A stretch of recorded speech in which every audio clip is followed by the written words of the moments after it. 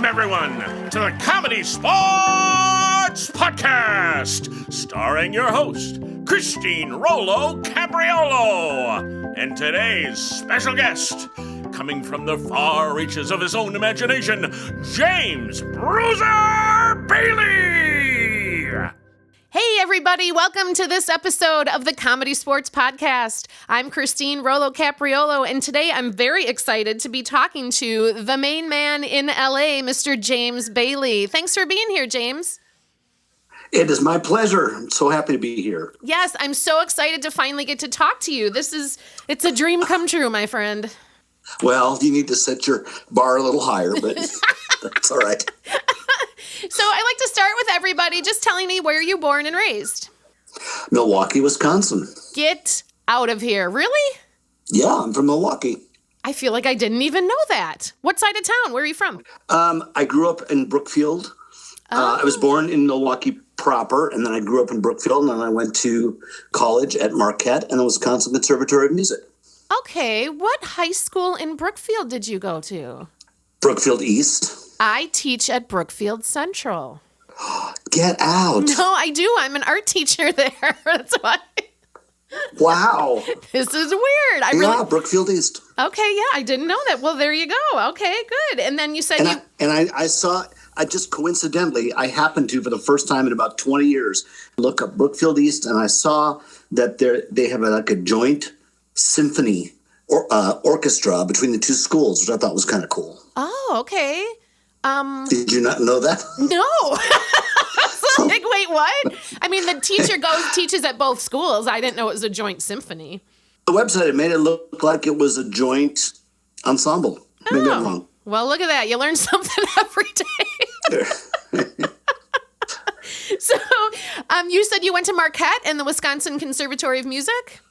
Correct. And so tell me about that. What does that mean, Wisconsin Conservatory of Music, for you? Were you singing? Were you playing? What were you doing? At Marquette, I was a double major for a while in broadcasting and theater. And I couldn't make them work together because each major had very specific requirements.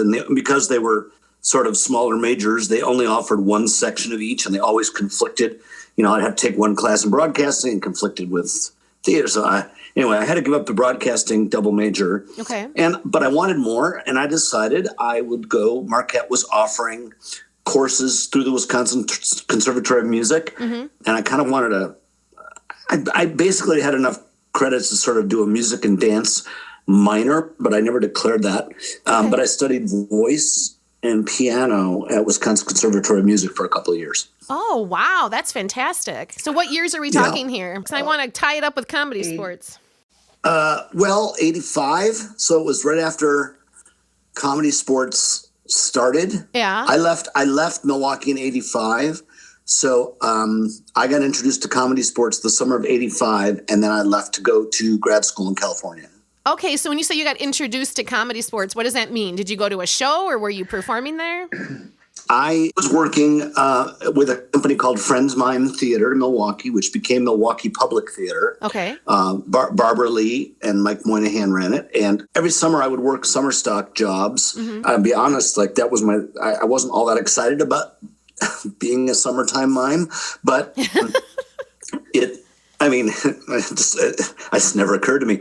But it was the one that paid me the most, so I decided to stay in town and take that job. So in that company was Bo Johnson of ComedySportz. And Bo said, hey, you should come check out this thing I'm doing. It's really fun. And I went down to see a performance, and it was the first one I had seen at Calt's in the back room. Sure. The house manager for ComedySportz at the time was Katie Simon. Okay. And Katie was also at the time the booking manager, the tour manager for Friends Mime Theater. So they asked for a volunteer that night, and nobody raised their hand to volunteer. And Katie reached over and grabbed my arm and threw it in the air and said, here's a volunteer. Oh, no. And I was just mesmerized by that evening and how fun and freewheeling and how it broke the fourth wall and connected the audience performers. I just thought it was delightful. And then very shortly thereafter, I think I probably caught another performance or two, but then I left for California. Okay. And you left to go to school, you said? Yeah, I went to go to grad school. And I started a teaching job. I was only in grad school for a little over a year. And then I went to, I got a teaching job in a junior high, and I was teaching like 7th, 8th grade theater classes. And the kids wanted to do a show. And of course, there's too many kids. They're not really skilled. And we can't do a show when we only meet for 45 minutes a day. Right. So I started using comedy sports games in my classes, and I sort of did my own faux comedy sports match with the kids. And that's when I really got into it and started. And when I came back to Milwaukee to visit my mother, I went with her to the library to return some library books. And this was 88. And there on the bulletin board was a poster for the first Comedy Sports National Tournament. Oh. And it listed all the teams that were part of it on the poster. And I was like, I didn't know it was in other places. I didn't know it could be in other places. Yeah. I was managing director for a company called West Coast Ensemble, a theater company in Hollywood, on Hollywood Boulevard. And I was helping produce for them. And we were always looking for late night entertainment because we were trying to fill the stages as much as we could. And I thought comedy sports would be great for this. So I called Bo. I said, Bo, I would really love to meet Dick Chudnow so I could ask him about doing this in Los Angeles. Yeah. And I went down there. And met with Dick and sat in his little office over Cults. And probably an hour later, Dick said, great, let's do this. Write me a contract. So Dick had me write the contract to license the show from him, which always sort of baffled me. But Sure. But Dick's business sense was not his greatest skill. Sure. So luckily for me, because I may not have gotten the rights otherwise. And then that fall we opened in November. Dick came out and spent a solid week or two training all of us. We rehearsed every night. A lot of comedy sports that start now, I think, rehearse one day a week. Well, we were rehearsing every day of the week like you would rehearse a play because that's all we knew. Sure. And so Dick came out for a week or two and coached us every night and taught us the games. And that's how we got started. Now, how did you find people to be in that first group? How did you advertise that? Well, because we were a West Coast Ensemble, the company was a company of performers. So we were primarily obligated to cast from the company. Okay. I was allowed to cast 20% outside, but other than a couple of performers, it pretty much came from within the company. Oh, okay. Okay. That's how it started. Yeah. Mm-hmm. And where were you performing at that time? Where did you start? We were at the West Coast Ensemble Theater, which was on the corner of Hollywood Boulevard and Argyle, which is kitty corner to the Pantages Theater, where the Oscars were for many years. Oh. We were in a building that had been the Hollywood Mortuary. Bela Lugosi, Ernie Kovacs, Gorgeous George, the wrestler, they all had their final resting place there. Oh my God. And the theater that we premiered in was the original chapel for the funerals. Wow. So that's where we started, and we were there for a couple of years, and then I moved us elsewhere to try to take. LA is so big. I thought a different location might help our audiences, so we moved. And how many places do you think you've been in since? Not many. No? We were at West Coast Ensemble. We went to the Village Deli in Westwood. We went to the Tamarind Theater on Franklin Boulevard, which is now Upright Citizens Brigade. We had our own theater on Seward Street for 16 years. And then our last place was El Portal Theater in North Hollywood. We also had a 2-year stint simultaneously in the early years at the Ice House Comedy Club. Okay. But we've really only been in 5 places. Now, I've never been to LA, but my understanding is it's kind of full of a lot of people who are trying to make it in the acting industry, right? Hollywood. So that is true. So how, well, I have a couple questions on that. How do you find a niche? How does Comedy Sports find a niche in a city that's full of theater stuff? Yeah, that's hard. In my head, when we started, I thought, oh my God, it's such a big hit in Milwaukee. Yeah. Just think what it's going to be like in LA where there are so many more people. Well, not true. Oh. All the big cities, I think, like New York and Philly and Houston and San Antonio, anybody that's in a really big market actually has a little more trouble because there's so many options. And in Los Angeles, there are 150 small theaters. And beaches and amusement parks, and there's lots of and the film industry, of course. That's a big competition. So It was a little hard carving out our niche. When we started, there weren't that many improv companies. There were no brick and mortar places except the Groundlings. Okay. And so there really wasn't anything, and we were sort of too naive to worry about it. And we just never really paid attention to anyone else. We just sort of kept going. And we're still around, and most of those theater companies that were there when we started are gone. And we, I think comedy sports being family friendly became our niche. Okay. And we just kept it going. Okay. And here we are. Here we are. And now, how many people are in the troupe there? We have about 100, but that's divided into 3 companies. We have our main company. We have a college-age company, which is made of former players from our high school league, which is in about 75, 80 schools. Wow. And our Sunday team, which is a group really talented improvisers, many of whom are from other cities, other comedy sports cities. And actually, if that group existed in its own city, it would be a very strong team. Yeah, for It's just that because so many people come to Los Angeles from other comedy sports cities and just actors in general, we wanted a way for people to get introduced to us and join us and be part of us. Because really for many years, we only had, in the first 25 years, I think I only had 4 or 5 auditions in 25 years. And that's because people no one would ever leave, which is wonderful. But it didn't allow anyone new to. So there are about 100 people that are involved with Comedy Sports LA at this time. And then how does one go from the Sunday team to the main troupe? When there's a need, when there are openings, somebody will take a leave because they're having a baby, or they'll move to another city, or they'll just need a break, or who knows why people come and go. But we will bring more people up. Yeah, because I was going to ask, being this kind of city where people flock to become actors, it's got to be hard then having all that same kind of personality all trying to be in the same comedy sports. Well, on a personal level, it's fine, but everybody is there to be seen and to sell themselves. And that's always been something that, as a comedy sports producer, I've never cared about that. We don't have the show for that purpose, but that's what actors are there for, and they want to showcase themselves. So they do lots of plays, and they do commercials, and they do all this other work. And I've always thought that was wonderful. I've never thought it was a threat for somebody to be in another improv company. It just sort of expands our community, and it's been fine. But LA is a very hungry city. Everybody is there to be an actor or to be a screenwriter or to try to direct or something. So I never, ever have a shortage of performers. Ever. Okay. And I've heard that for years, that your high school league team is just humongous.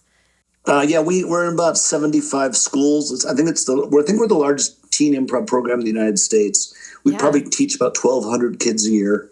And it's really great. I think it's the best thing we do. And I started it on the advice of Dick years ago, who said, the first thing you should do, the one thing you should be sure to do is start a high school league, and we did, and that was really good advice. Yeah. And how many kids from your high school league do you think end up in your main theater group? Oh, quite a few. Yeah. They work their way up, and they get to the college team, and then they move to the Sunday team, and then they move to the main company. Oh. Our associate artistic director was in our high school league. The director of our high school league program was in our high school league. Oh, that's great. I could rattle off probably a dozen people in our main company that were in our high school program. Okay. Easily. Okay, that's great. Yeah. So what do you think LA does differently than Milwaukee or something? Like Milwaukee doesn't tend to have a lot of musical games. I hear you are great at musical improv. Do you think that's LA's shining moment? I think that for years and years, that was the one thing that everybody always thought of LA Comedy Sports for, was our musical improv.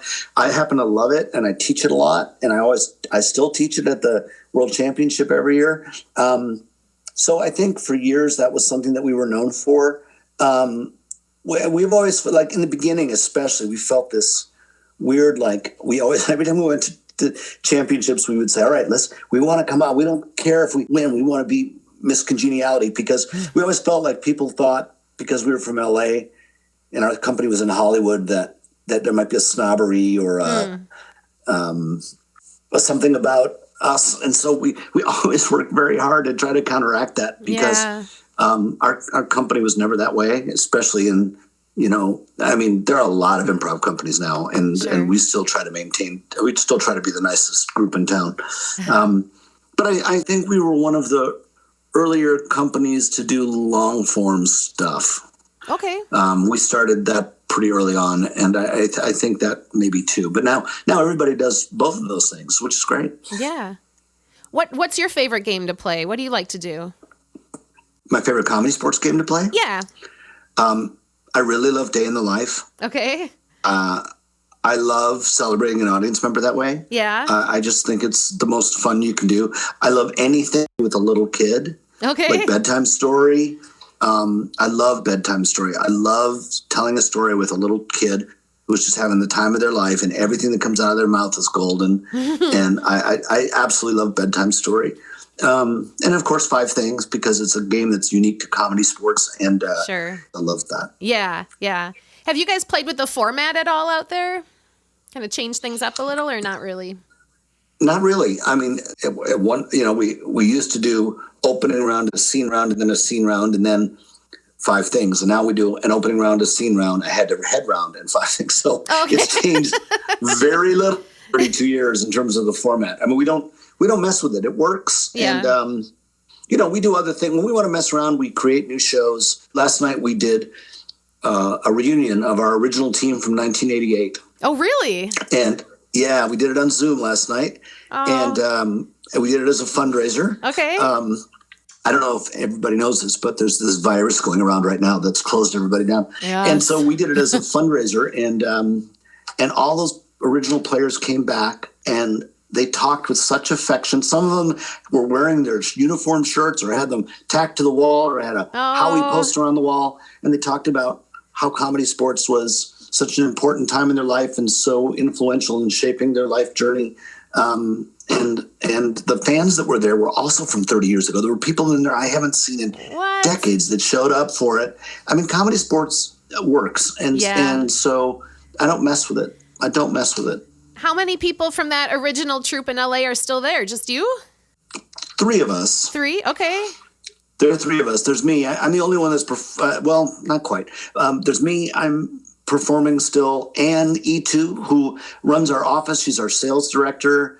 Still an actress, but she's not performing in comedy sports anymore. And Phil Ward, who joined us shortly after we opened first as a keyboard player, and then he became a performer. And then for many years, he was our managing director. Phil still coaches for us and performs occasionally, and he plays keyboards for us too. Okay. So Phil and Ann and I are still around from the original company. Okay. All right. So you mentioned that you teach musical improv. You still teach sessions of that at Championship. What do you add into musical improv that's a bit different than when you teach just plain old scenes without music? I think it's trying to give people permission to find their own voice. Okay. A lot of people are afraid when they do musical improv. Their big fear is that they're not going to sing well enough. Yeah. That I don't have a pretty voice, or that I can't hear the pitch, or that I don't know what to do. Yeah. And I want everybody to have permission to A, do it wrong, B, not be perfect, and C, know that they can do it. So there's a lot of fear that comes with singing. Growing up, most people after they're about 12 don't sing out loud unless it's to do Happy Birthday or Jingle Bells. Sure. And by the time most people are adults, their musical, their singing spirit is sort of crushed. And so I feel when I'm teaching those, I feel, this is going to sound hokey, but I feel a little bit of a greater mission. Yeah. It's not just to teach people to make up funny songs. It's to get people to come out of their comfort zone, know that I got their hand when they do it. Yeah. That all you have to do is give yourself permission, and it's going to be okay. And I've watched people in that workshop, and I don't have this happen in any other workshop, but people regularly cry in that workshop. Oh, really? Because it releases a fear for a lot of people that is really stands in the way of doing some of their performing. And I love it for that reason. Wow. And what do you think teenagers, you've said you've taught teenagers improv. What do you think they've taught you in return as far as improv or teaching goes?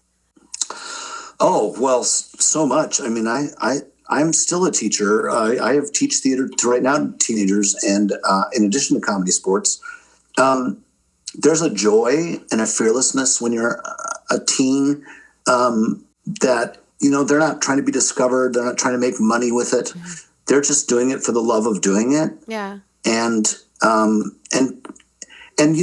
with the high school league program, we don't tell kids all the life skills that comedy sports is going to arm them with. Right. I mean, that's why we do it, right? Sure. We do it to change the way they walk through the world and the way they interact and all their relationships and all these other things that they're going to go on and do with their lives, which is probably not be a performer.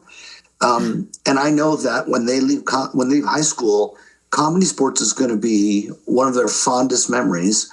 And they're walking away with a set of life skills that they don't know they're getting. And we wouldn't tell them that, because if we did, nobody would sign up. They just think they're being comedians. Yeah. And that's all I care about. That's all I want them to feel when they're doing it. 10 years later, 15 years later, last night on that call, there were two students from 1992 that were in the high school league that were on that Zoom show last night. Yeah. Who talked about it being, transformative in their life. Yeah. And that's it's really rewarding so much from kids every time I work with them. Yeah. Wow. That's great. There's moments when, like I said, I'm a teacher, and that I end up getting more from the kids, I feel like, sometimes than they get from me, because they're making me see it from a different perspective. Yeah. And they open their heart to you. When you're an arts teacher, they open their heart to you and they trust you. Yeah. And there's an affection and a respect that happens that doesn't happen in other subjects. And it's a real privilege to be an arts teacher, I think. For sure. And you said you're still teaching teenagers now? I am. I'm in Napa. I'm even though I run Comedy Sports in Los Angeles, I'm the director and chairperson of a Catholic private school in the Napa Valley. Okay. And I work with kids every single day. And do they know that you do comedy sports too? Do they know what that is? They do, because I do it with them. I have a high school league team, and they know fly on the weekend to go down and run comedy sports. Yeah, they all know. Mm-hmm. Wow, that's great. So tell me about what you think if you didn't do, I know you majored in college, but what if you didn't do music or theater? What would you have done? I honestly derailed my acting career. This is not to pat my back too hard, but I'm a pretty good dramatic actor. Yeah. And that sort of abruptly stopped after like 1992. I just stopped. Because I was so deep into comedy sports. No one in comedy sports ever imagines it's going to be their life a journey. Yeah. So I didn't know that. I expected. I probably would have gone on to be. I think I probably would have ended up in producing, maybe gone into film and been a film producer, been very rich and famous, and not had time for you right now. But that. Wow. Yeah, no, I'm kidding. But that didn't happen. But I fell into teaching that way too. I fell into it. I wasn't trained for it. And so I don't know, I might have ended up being a teacher. You head off on your life journey and you think this is going to happen. All of a sudden the path turns and it never goes where you think it's going to go. And you still don't know, even when you're older and walking the path, it still takes twists and turns that you don't anticipate. Yeah. What kind of games do you not like to play? If you were in a show, what would you say? I don't want to do this one. Okay. I don't like Countdown. Okay. I don't particularly like Arms Expert. Okay. And I'll tell you why I don't like them. I think Arms Expert can really be funny, and Countdown could probably be funny. But they're one-joke games. Mm-hmm. They rely on gimmicks. Sure. And I mostly got this from watching high school league teams play it, where they play the gimmick of the game and not any kind of story. It just relies on the gimmicks. Yeah. So I don't like, every game has a game, and the game helps make it be funny. But we all know that it's the story and the narrative that's underneath the game that really makes it rise above. But it's possible to play a game without any good narrative at all and think you're doing a good job. And I just don't like those kinds of games. And so Countdown is one I can think of that sort of fits the bill for me. But I mean, I will happily play anything. Sure. And I really believe that any game that's out there, a good improviser can make better. Yeah. But if I had my way, I wouldn't play Countdown anymore. That would be it. Get it out of here, huh? Get it out. That's how I feel about pun games. They're tough for me. Well, there's Comedy Sports has always been that weird hybrid of improv, and then we throw in a couple little party games, right. Sort of, or wordplay games that although there is an improvisational nature to them, like pun games, and they're definitely comedy and they're definitely improvisational. They're not scene games. So There's a lot of improv snobs out there that will sort of turn their nose up at those sorts of things. But I'll tell you, if you want to work in improv, and by work in improv, I mean, if you want to get a job on TV doing improv, or you want to work in a theme park doing improv, or you want to work on a cruise ship doing improv, or you want to get cast in commercials, you better know how to do short form improv. Yeah. Because nobody hires you to do long form checkoff. Nobody. Yeah. Nobody wants to. It's fun for us to do, but nobody's going to hire you for anything else doing that. So having that understanding of how to do a pun game is, I think, essential if you're a working actor improviser. Yeah, sure. You mentioned TV and commercials. Is it true that there have been many different stages of development for getting comedy sports like a TV show? Oh, yeah, about 100 times. And I've been involved with all of them except for this. Well, I'm a little bit involved only in that I'm in LA. And so producers have been, like to bring people to our space and to watch shows and stuff. Okay. We've done it many times through the years. We've shot pilots and in the theater, and we've had celebrities attached here and there. Sure. And, it's funny, but when we started trying to sell it for television, nobody was interested in it because they were too afraid to put improv on TV. They had no control. There was no script, so they had no control of it. What if it wasn't funny? They had no control. So nobody wanted to touch it. Yeah. Then Whose Line Is It Anyway came on the air. Right. And then we would say, hey, we're like this. And they'd say, wow, it's already been done. So then they didn't want to touch it. It had already been on, improv had already been on TV. Therefore, there could be no more improv on TV. And of course, there's been multiple improv shows on television, good and bad. Yeah. So, that happened back and forth, or you go all the way up the ladder to the network with something, they pass on it, and 3 years later, all those people don't work there anymore. Huh. So you start over. You try again. Have to start over. Yeah. I mean, like when I pitched to Disney probably 15 years ago, Disney's thing was, we're really not interested in doing anything that can't be a franchise. In other words, like High School Musical is a good example. Uh-huh. We've got the movie, we've got multiple movies. Now we've got a television. We sell their recordings. We sell the merch. They appear at Disney World and perform a concert. So there's all these multiple platforms that their shows can live on, and almost everything Disney does on the Disney Channel, et cetera, is geared that way. Mm-hmm. So they weren't interested in comedy sports at the time. But, it comes in, it like I said, people only work at places for a couple of years and they're not there anymore. Start over again. And it just hasn't quite happened. We know the popular appeal of comedy sports, and it, of course, would be much loved if somebody would go ahead and take a chance on it. We hope that's going to happen. Right. Oh, well, that'll be fun to see. I mean, because like you said, Whose Line Is It Anyway? That works on TV. Right, and it's short form games. Yeah. You mentioned Comedy Sports LA likes to not mess around with the Comedy Sports show format, but you like to create other shows. What are some other shows you guys have done? Well, we've done We have a show called Musical that we used to do. We haven't done in a while, but Musical is a musical based on you. So people in the audience would offer stories from their life, and the audience would vote and pick one, and then we'd turn that into a 2-hour musical. Oh, wow. So that was one of our very popular shows. We had a show called The High that was produced by Andy Crocker and directed by Matt Young, and that was a weekly serial sort of teen soap.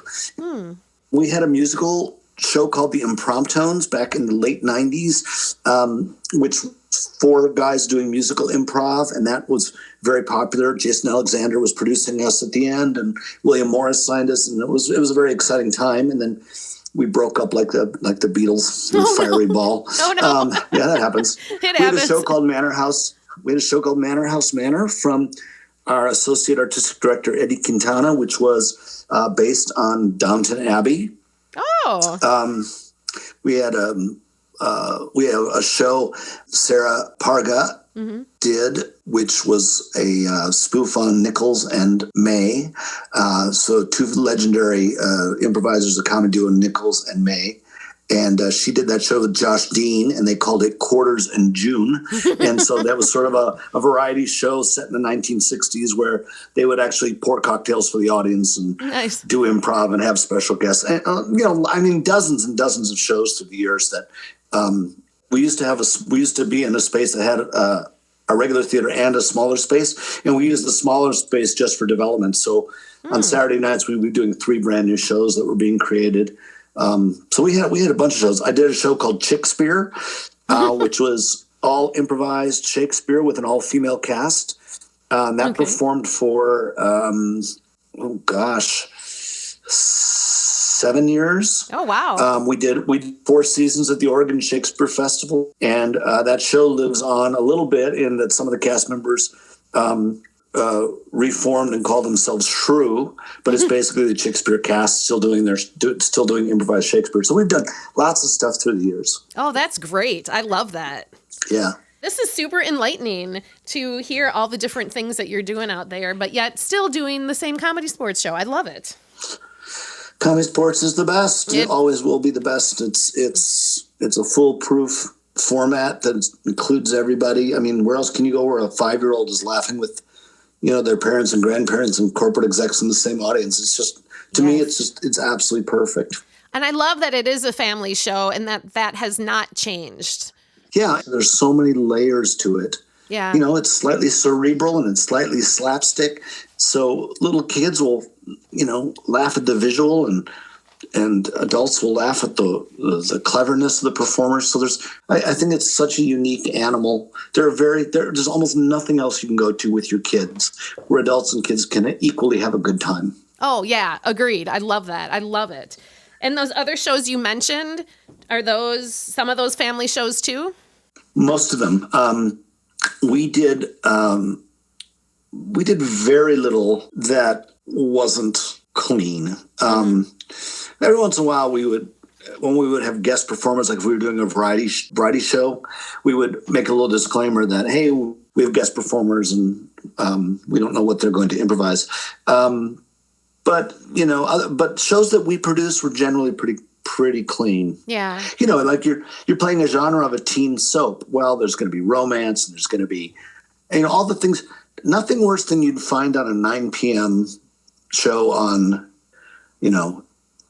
NBC or the CW or whatever. We tried to improvise.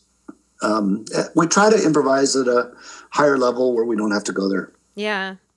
If you were doing a replay, like a mega replay, what is your favorite thing to replay it in? Style or accent or? What a great question. Well, Shakespeare. Yeah. Musical. Yeah. And then I love when some smarty pants in the audience comes up with a really obscure theater style, like Mummenschanz or Brecht, or I nerd out on that stuff. Oscar Wilde, I'm like, come on, like bring it, give me that theater style. Like I love when they give us something they think is going to like stump us, and we can still pull it off somehow. I love those moments. That's great. And, of course, everybody else in the audience is like, I don't know what they're doing, but that one guy, Right? But wow, they must have wowed the guy who said it. That one guy's really satisfied. What's your least favorite thing to do in a replay? Style or accent or? Impressions.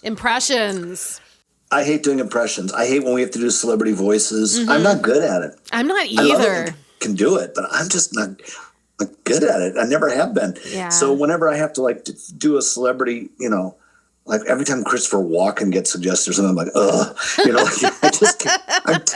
I'm terrible. I'm just terrible. My husband, that's his superpower. Dave Nelson, he also does Comedy Sports. That's where we met. He's good at, he could hear anybody, any human being's voice, dialect, accent, anything, and he can immediately imitate them, and sounds just like them. It's incredible how he does it. And that's great. Yeah, that's a gift. Oh, it's incredible. Yeah. He'll tell me a story of somebody he works with, or a show he did at Comedy Sports, and one of our fellow performers or an audience member, and he'll do their voice, and I know exactly who he's doing without him saying who it is. He's amazing at it. Isn't that great? Oh my God, it's incredible. That's great. I'm terrible at it. I'm just not good at it. So. Accents are hard for me too. Some accents I can do, but I have to listen to it for a while. So if we're getting accents, I'll whisper to my teammate, whisper German in my ear, just start talking it, because I have to hear it before I can try to do it.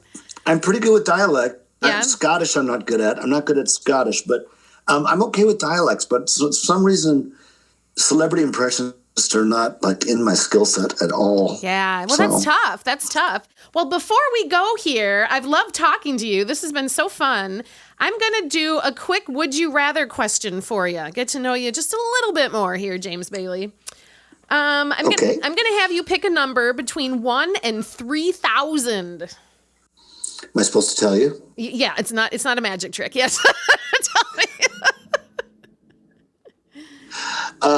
Do you have 3,000 options? Is that what it is? I do. I have 3,000 options. I was up all night writing.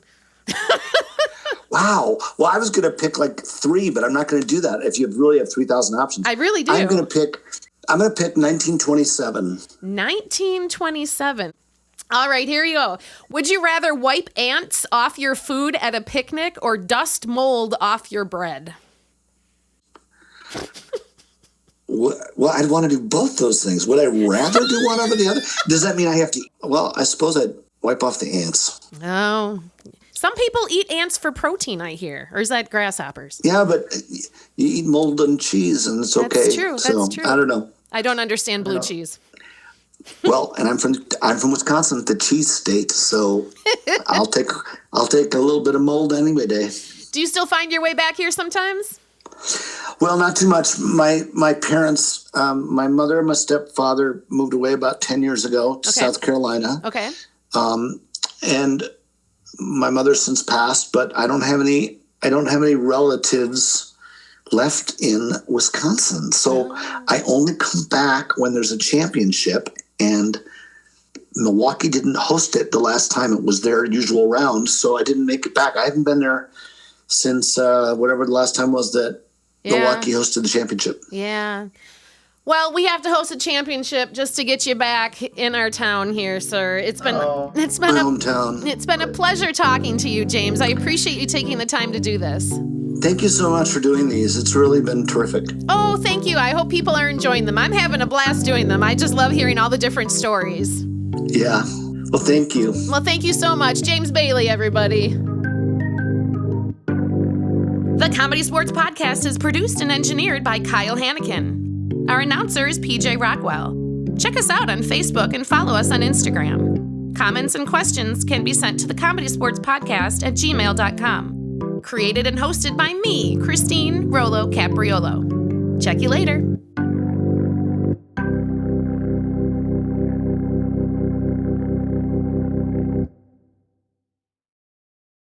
The ComedySportz Podcast is an independent production made by CSz players. The views and opinions expressed by the podcast host and any guests are their own and do not represent the views and opinions of any CSz location or CSz Worldwide. Vocabulary used by the host and guests is not necessarily representative of the CSz brand.